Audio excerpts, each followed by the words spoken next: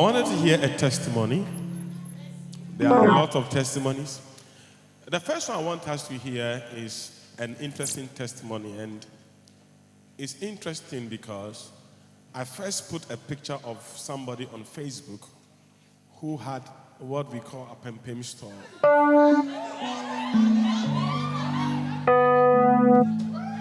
And interestingly, when this thing was put there, I mean, it's difficult for people to attack you when they know you, but some people went around talking and say, these days people are, what is not there, they are saying is there.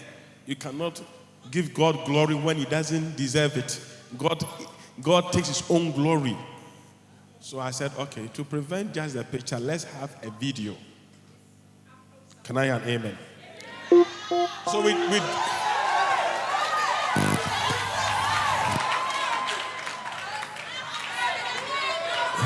okay, who is going to give me the testimony? Pastor Charles, please give me the testimony of Morris.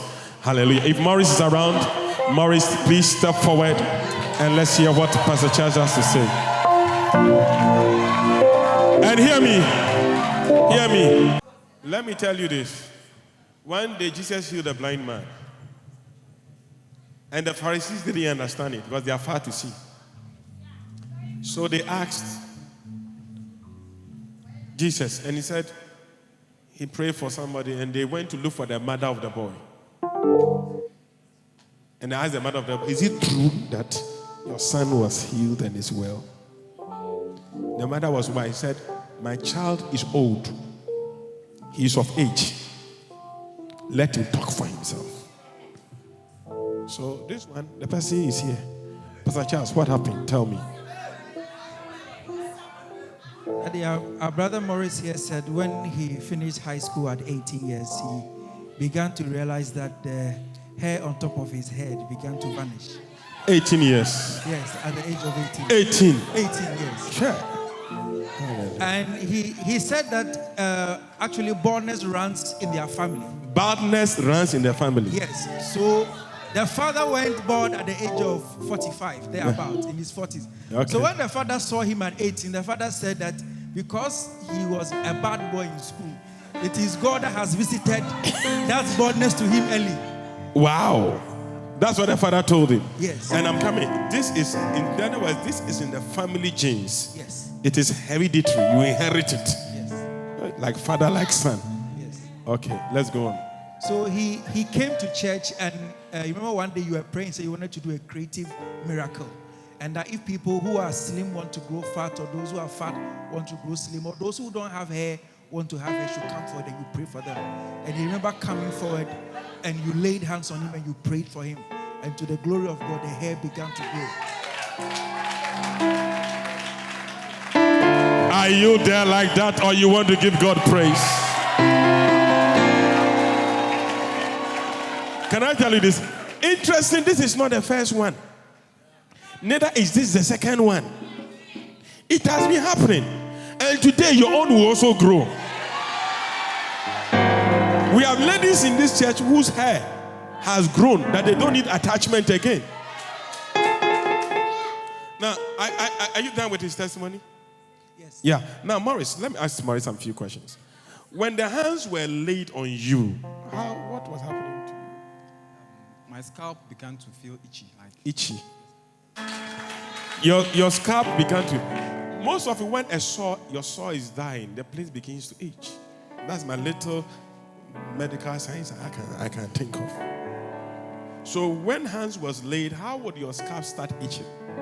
It's because all of a sudden, whatever is there is beginning to get healed. Then what happened? So from there, after the prayers, I told myself that it is wrong, it is done. So I just forgot about it. Actually, I just took my mind off it. So for some time, I saw people were telling me, hey, your hair is growing, and then I decided to check for myself. And even before that, because the hair wasn't growing, my head has to go santo cry. So you were always barbing your hair santo. Yes, please. So the people who often go santo is not because they don't like hair, it's because they don't. It's not coming. It's a strategy. Hallelujah. No, I know women who like short hair, not because they like short hair, but because their hair, they don't have some. But today, may God touch your scalp. I say, may God touch your scalp. I'm looking for the lady. She's no more coming to church. That's why I've kept it. There was one particular lady we prayed for, and instantly, not going home, instantly in church, the hair grew. This one went away, and after it grew, by the way, we have instant where I remember instantly there was sore in the hair, the sore died, and just then the hair grew. Instantly in church. We have the video, we have the pictures. But we are waiting, we want to have the person first, because we don't want testimony that will say, where is the person? Hallelujah. So now you are a young man again. To the glory of God. But to the glory of God. You were a young man again. And you said you twisted your leg. What happened? Just about 30 minutes ago, I was climbing down the stairs and I twisted my ankle. I couldn't actually walk, but the pain is gone. The pain is gone. Listen. Someone say, me, I don't believe any of this thing. That is your business. Because the Bible said, these signs shall follow them that believe. Nothing is following you because you don't believe. Every rich man is a cocaine dealer or a thief. So how would you make it in life except you also become one? You never believe that God can make people better. But you see, you are going to church. Why are you wasting your time? Come on, give the Lord a mighty clap offering here. Hallelujah.